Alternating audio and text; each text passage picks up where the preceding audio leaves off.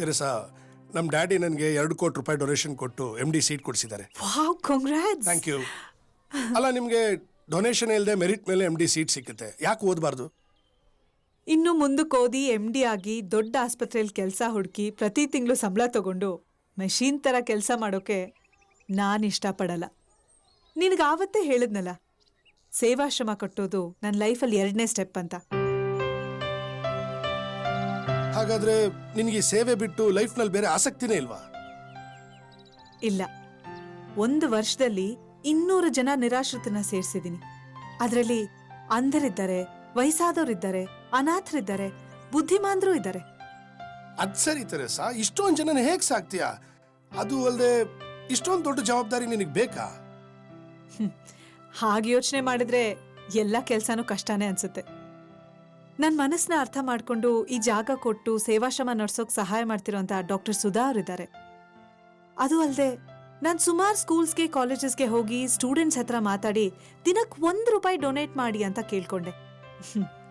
10 ಜನರಿಂದ ಶುರು ಆದ ಈ ಸೇವಾಶ್ರಮದಲ್ಲಿ ಇವತ್ತು 1 ಲಕ್ಷ ಜನ ಸೇವಾಕರ್ತರಿದ್ದಾರೆ. ನಿಜವಾಗ್ಲೂ ಸೇವೆ ಮಾಡೋರ್ಗೆ ಈ ಸಮಾಜ ಯಾವತ್ತೂ ಕೈ ಬಿಡಲ್ಲ. ತೆರೆಸಾ, ನಿನ್ನ ಸೇವೆಯಲ್ಲಿ ನಾನು ಭಾಗಿಯಾಗ್ತೀನಿ. ಇಷ್ಟು ಚಿಕ್ಕ ವಯಸ್ಸಲ್ಲಿ ಇಷ್ಟು ದೊಡ್ಡ ಸಾಧನೆ ಮಾಡಿದ್ಯಾ ಅಂದ್ರೆ ನನಗೆ ಖುಷಿ ಅನ್ಸುತ್ತೆ. ಆದ್ರೆ ಈ ಸ್ನೇಹಿತನ ಮಾತ್ರ ಮರಿಬೇಡ. ಇಲ್ಲ, ಬಾಯ್ ಬಾಯ್.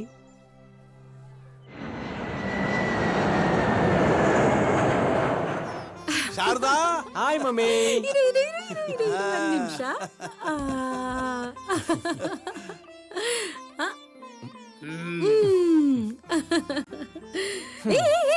ಶೂ ಬಿಚ್ಬಿಟ್ಟು ಒಳಗೆ ಹೋಗಪ್ಪ. What is this mummy? ಲೇ ಗುಗ್ಗು, ಅವ್ನ್ ಫಾರಿನ್ ರಿಟರ್ನ್ ಕಣೆ. ಅಲ್ಲೆಲ್ಲ ಮನೆ ಒಳಗೆ ಶೂ ಹಾಕೊಂಡು ಓಡಾಡ್ತಾರೆ, ಶೂ ಹಾಕೊಂಡೆ ಮಲ್ಕೊಳ್ತಾರೆ. ಲೇ, ನಿಮ್ಮಮ್ಮ ಇನ್ನೂ ಅಪ್ಡೇಟ್ ಆಗಿಲ್ಲ ಕಣೋ, ಇನ್ನೂ ಅಲ್ಲೇ ಇದ್ದಾಳೆ. ಆಯ್ತಾಯ್ತು, ನೋಡು, ಬೇಗ ಸ್ನಾನ ಮಾಡಿ ರೆಡಿ ಆಗು.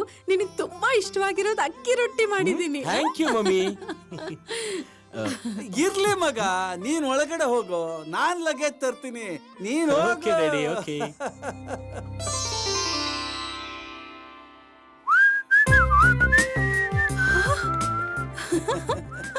ಅಲ್ಲಿ ನೋಡೆ ನೋಡೆ, ಅವನ್ ಸ್ಟೈಲ್ ನೋಡೆ. ನೋಡ್ದ್ಯಾ ಅವನ್ ಗಡ್ಡ? ನೋಡ್ದ್ಯಾ ಅವನ್ ಮೀಸ? ನೋಡ್ದ್ಯಾ ಅವನ್ ಸ್ಟೈಲ್? ನೋಡೆ, ಅವ್ನು ಇಂಡಿಯಾಲ್ ಓದಿದ್ರೆ ಈ ಸ್ಟೈಲ್ ಸಿಕ್ತಿತ್ತಾ? ನೋಡು, ಇನ್ ಮುಂದೆ ಅವನ್ ಡಿಮ್ಯಾಂಡ್ ಹೇಗಿರುತ್ತೆ ನೋಡ್ತಾ ಇರು. ಬಂದೆ, ಒಳಗಡೆ ಏನಿಟ್ಟಿದ್ದಾನೋ. ಬಂದೆ. ಮಾತ್ರೆ ತಗೊಂಡಿಲ್ಲ, ಹಾಕೊಳ್ಳಿ. ತೆರೆಸಾಕ ಹಾ, ಅಕ್ಕ, ನನ್ನ ಹೆಸರು ತೇಜಸ್ ಅಂತ.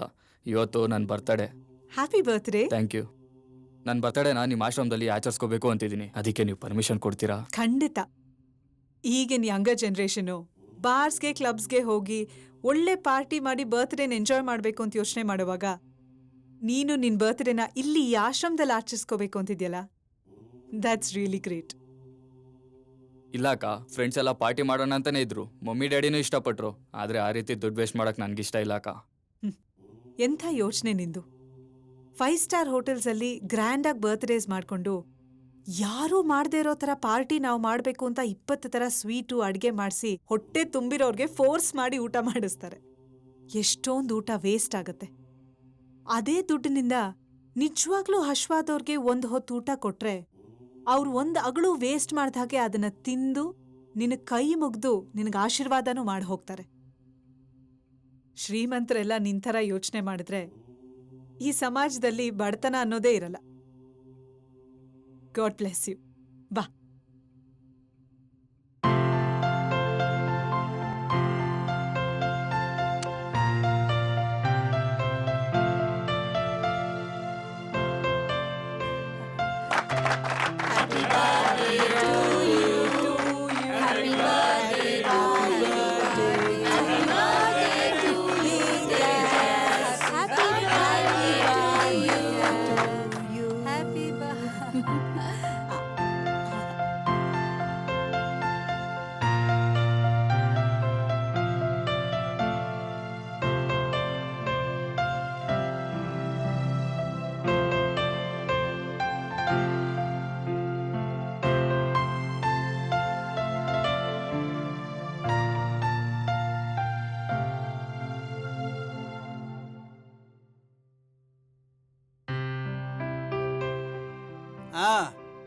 ಇವಳು ನೋಡು, ಮೋನಿಕಾ MBA ಮಾಡಿದಾಳೆ. ಇವರಪ್ಪ ಕೋಟ್ಯಾಧಿಪತಿ, 3 ಕೋಟಿ ರೂಪಾಯಿ ವರದಕ್ಷಿಣೆ ಕೊಡ್ತೀನಿ ಅಂತಿದ್ದಾರೆ. ಆಮೇಲೆ ಇದ್ ನೋಡು, ಹೆಸರು ರಂಜಿತಾ. ಈ ಡಿಸ್ಟಿಲರಿ ಪ್ಲಾಂಟ್ ಇಟ್ಕೊಂಡಿದಾರಲ್ಲೋ ಕಾಮೇಶ್ವರರಾವ್ ಅಂತ, ಅವ್ರ ಮಗಳು ಸಾಫ್ಟ್ವೇರ್ ಇಂಜಿನಿಯರ್. 5 ಕೋಟಿಗೆ ಮೋಸ ಇಲ್ಲ. ಆಮೇಲೆ ಇವಳು ಎಷ್ಟು ಕೋಟಿಗೆ ಮೋಸ ಇಲ್ಲ? ಶಬಾಷ್, ನೀನ್ ನನಗಿಂತ ಫಾಸ್ಟ್ ಆಗಿದ್ಯಲ್ಲ ಮಗನೇ, ವೆರಿ ಗುಡ್. ನಾನಂತೂ ಡೈರೆಕ್ಟ್ ಆಗಿ ವಿಷಯ ಹೇಳ್ತೀನಿ. ಜಾತಕ ಗೀತ್ಕ ಏನು ಕೇಳೋದ್ ಬೇಡ. ಏನಿಲ್ಲ ಅಂದ್ರೂ 7-8 ಕೋಟಿಗಂತೂ. ಏನ್ ಡ್ಯಾಡಿ, ಬಜಾರ್ನಲ್ಲಿ ನನ್ನ ಆಕ್ಷನ್ ಇಟ್ಟಿದ್ಯಾ? ಹಾಗೆ ಅನ್ಕೋ, ಪರವಾಗಿಲ್ಲ. ನೋಡು, ಸ್ವಲ್ಪ ನಾಜೂಕಾಗಿ ವ್ಯವಹಾರ ಮುಗಿಸ್ಬಿಟ್ರೆ ಬಜಾರಲ್ಲಿ ನಿನ್ ಬೆಲೆ 10 ಕೋಟಿಗೂ ಮೇಲಿದೆ ಕಣೋ. ಸಾರಿ ಡ್ಯಾಡಿ, ನಿನ್ನ ಆಕ್ಷನ್ ಅಲ್ಲಿ ಪಾರ್ಟಿಸಿಪೇಟ್ ಮಾಡೋಕೆ ನನಗೆ ಇಂಟ್ರೆಸ್ಟ್ ಇಲ್ಲ. ನನಗೋಸ್ಕರ ಅಲ್ಲ ಮಗ, ನಿನ್ನ ಫ್ಯೂಚರ್ಗೋಸ್ಕರ. ನೀನ್ ಈ ತರ ವರದಕ್ಷಿಣೆ ತಗೊಳ್ದೆ ಮದುವೆ ಮಾಡ್ಕೊಂಡ್ಬಿಟ್ರೆ ನಾಳೆ ಜನ ಏನ್ ಅನ್ಕೋತಾರ ಗೊತ್ತಾ? ಹುಡುಗಂಗೇನೋ ಐಬಿರ್ಬೇಕು, ಏನೋ ಸಮಸ್ಯೆ ಇರ್ಬೇಕು ಅಂದ್ಕೊಂಡ್ಬಿಡ್ತಾರೆ. ಅದಕ್ಕೋಸ್ಕರ ಹೆಣ್ಣೆತ್ತವ್ರ ಹತ್ರ ನಾವು ಡಿಮ್ಯಾಂಡ್ ಮಾಡಿ ದೊಡ್ಡ ಗಂಟೆ ಕಿತ್ಕೊಬೇಕು. ನಿನ್ ಮನ್ಸಲ್ಲಿ ಈ ತರ ಆಸೆ ಇರ್ಬೋದು, ಆದ್ರೆ ನನ್ ಮನ್ಸಲ್ಲಿ ಬೇರೆ ತರನೇ ಇದೆ ಡ್ಯಾಡಿ. ಏನು? ಇಲ್ಲಿನ ಹುಡುಗಿನ ಮದುವೆ ಆಗೋಕೆ ನನಗೆ ಇಷ್ಟ ಇಲ್ಲ ಡ್ಯಾಡಿ. ಈಗಾಗ್ಲೇ ನಾನೊಂದು ಹುಡುಗಿನ ನೋಡ್ಕೊಂಡಿದ್ದೀನಿ. ಹೌದಾ? ಇನ್ನೂ ಒಳ್ಳೇದಾಯ್ತು ಬಿಡು, ನಾವು ಅವ್ರ ಹತ್ರ ಜಾಸ್ತಿ ಡಿಮ್ಯಾಂಡ್ ಮಾಡ್ಬೋದು. ಡ್ಯಾಡಿ, ಅವ್ರು ಇಲ್ಲೇ ಇದ್ದವರು ಅಲ್ಲೋಗಿ ಸೆಟ್ಲ್ ಆಗಿದ್ದಾರೆ. ಓಹೋ, ಅವಳು ನನ್ ಜೊತೆ 1 ವರ್ಷ ಇದ್ದೋಳು. 1 ವರ್ಷ ನಾನು ಅವಳ ಜೊತೆನೆ ಓದ್ತಾ ಇದ್ದೆ. ಆಹಾ. ಏನು, ಮದ್ವೆಗ್ ಮುಂಚೆನೆ 1 ವರ್ಷದಿಂದ ಅವಳ ಜೊತೆಗಿದ್ಯಾ? ಅದ್ ತಪ್ಪಲ್ವೇನೋ? ಅಮ್ಮ, ಅದಕ್ಕೆ ಲಿವಿಂಗ್ ಟುಗೆದರ್ ಅಂತಾರೆ. ಏನು ಹಂಗಂದ್ರೆ? ತಾಳಿ ಕಟ್ಟಂಗಿಲ್ಲ, ಜೊತೆಲಿ ಇರ್ಬೋದು, ಆದ್ರೆ ಮಕ್ಕಳಾಗ್ಬಾರ್ದು.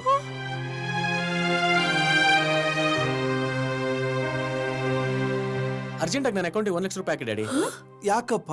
ಇವಾಗ ತಾನೆ ಹೇಳಿದ್ನಲ್ಲ ಡ್ಯಾಡಿ, ಆ ಹುಡುಗಿ ಫಾರಿನ್ ಇಂದ ಬರ್ತಾ ಇದ್ದಾಳೆ, ಖರ್ಚಿಗೆಲ್ಲ ಬೇಕಲ್ಲ daddy. Bye daddy. Bye mummy.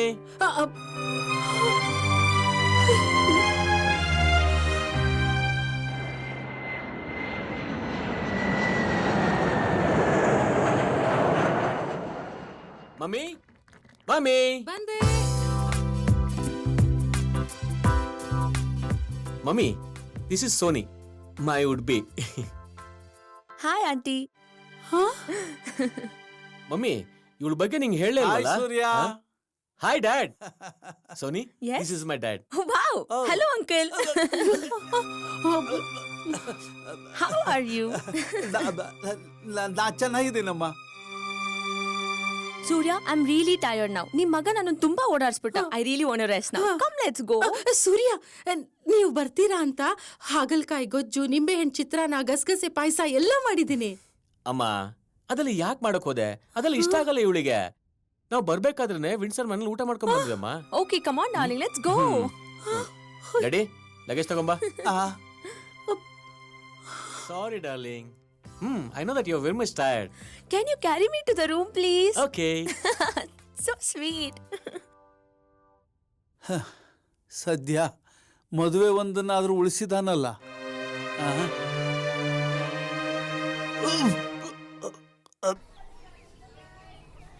Theresa, ನಾನು ಪ್ರತಿ ಸಲ ನಿನ್ನ ಬಿಟ್ಟು ಹೋಗುವಾಗ ಒಂದು ಮಾತು ಹೇಳ್ತಾ ಇದ್ದೆ, ಜ್ಞಾಪಕ ಇದೆಯಾ?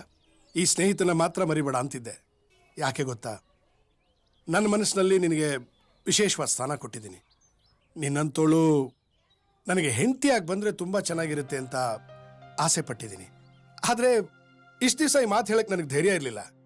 ಯಾಕೆಂದರೆ ನಮ್ಮ ತಂದೆ ಮನಸ್ಸಲ್ಲೇ ಬೇರೆ ಆಸೆ ಇತ್ತು. ನನಗೆ ಒಂದು ಶ್ರೀಮಂತ ಹುಡುಗಿನ ತಂದು ಮದುವೆ ಮಾಡಿ ಒಂದು ಸೂಪರ್ ಸ್ಪೆಷಾಲಿಟಿ ಹಾಸ್ಪಿಟಲ್ ತೆಗೆದು ನನ್ನಲ್ಲಿ ಕೂರಿಸಿ ಚೆನ್ನಾಗಿ ಹಣ ಮಾಡಬೇಕು ಅಂತ. ಆದರೆ ನನ್ನ ಮನಸ್ಸು ಸದಾ ನಿನ್ನೆ ಕೇಳ್ತಾ ಇದೆ, ನಾವಿಬ್ಬರು ಮದುವೆ ಆಗೋಣ ತೆರೆಸಾ? ಮೋಹನ್, ಗಂಡ ಮಕ್ಕಳು, ಅತ್ತೆ ಮಾವ, ಸಂಸಾರ ಅನ್ನೋದು ಜೀವನದಲ್ಲಿ ಬಹಳ ಸಾಮಾನ್ಯ. ಆದ್ರೆ ಸೇವೆ ಮಾಡೋಂಥ ಅವಕಾಶ ಎಷ್ಟು ಜನಕ್ಕೆ ಸಿಗತ್ತೆ ಹೇಳು? ನಾ ಮುಂಚೆಯಿಂದ ಹೇಳ್ಕೊಂಬಂದಿದ್ದೀನಿ, ಸೇವೆನೇ ನನ್ನ ಜೀವನದ ಗುರಿ ಅಂತ. ದಯವಿಟ್ಟು ಬೇಜಾರು ಮಾಡ್ಕೋಬೇಡ.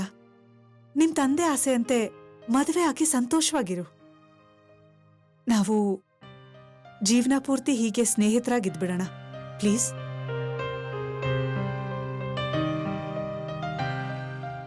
ತೆರೆಸಾ, ನೀ ಹೇಳೋದು ಸತ್ಯನೇ. ನನಗೆ ಹೆಂಡತಿಯಾಗಿ ಯಾರು ಬೇಕಾದರೂ ಸಿಗ್ತಾರೆ, ಆದರೆ ಸಮಾಜ ಸೇವೆ ಮಾಡುವಂಥ ನಿನ್ನಂಥ ಹೆಣ್ಣು ಸಿಕ್ಕೋದಿಲ್ಲ. ನಿನ್ನ ದಾರಿಗಡ್ಡ ಬಂದು ನಿನ್ನ ಆಸೆನ ಭಂಗ ಮಾಡೋದಕ್ಕೆ ನನಗೂ ಇಷ್ಟ ಇಲ್ಲ. Good luck. God bless you.